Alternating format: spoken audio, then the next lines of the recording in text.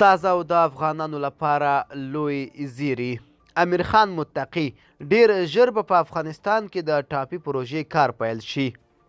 د بهرنیو چارو وزارت سرپرست امیر خان متقي د ترکمنستان د بهرنیو چارو له وزیر رشید مرداوف سره تر لیدنې وروسته وایي چې ډیر ژر به په افغانستان کې د ټاپي پروژې کار پیل شي.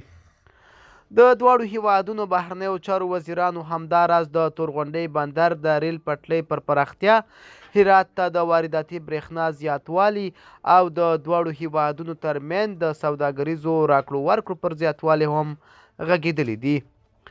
د بهرنیو چارو وزارت سرپرست امیر خان متقي په دې هکله وایي د ټاپي ستره پروژه د ګازو نل لیکه چې د افغانستان خاورې ته رسېدلې او څومره میټره دننه شوې هم ده خبرې شوي چې څه ډول وکړی شو دغه پروژه په هغه ستروالي او ځواک چې لري پیل کړو.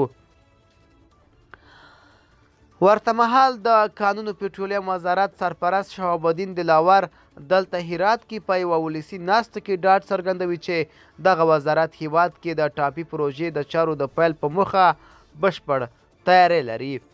شهاب الدین دلاور څرګندوي د ټاپي پروژې له عملي کولو سره چې له تورغونډۍ پیلیږي او تر سپین بولدکه غځیږي او لومړۍ برخه یې انشاءالله په ګزرا کې بشپړیږي. د صنعت او سوداګرۍ وزارت سرپرست نورالدین عزیزي هرات ولایت کې په دغه ولسي ناسته کې وایي چې ډیر ژر به دغه ولایت کې د یو معیاري صنعتي ښارګوټ د جوړولو چارې پیل کړي. د هغه په خبره د هیواد اقتصاد مخ پر ودې دی او دا مهال د ټولو بنسټیزو پروژو لګښتونه له کورنۍ بودیجې ورکول کیږي. نورالدین عزیزي وویل د اسلامي امارت ټوله بودیجه له حلالۍ لارې تمویلیږي. د کانونو پټرولیم وزارت سرپرست وایي چې هرات او بادغیس ولایتونو کې د تیلو او ګازو د استخراج بهیر داوطلبۍ ته وړاندې شوی او له قراردادي شرکت سره تر تړون وروسته به یې د استخراج چارې پیل شي.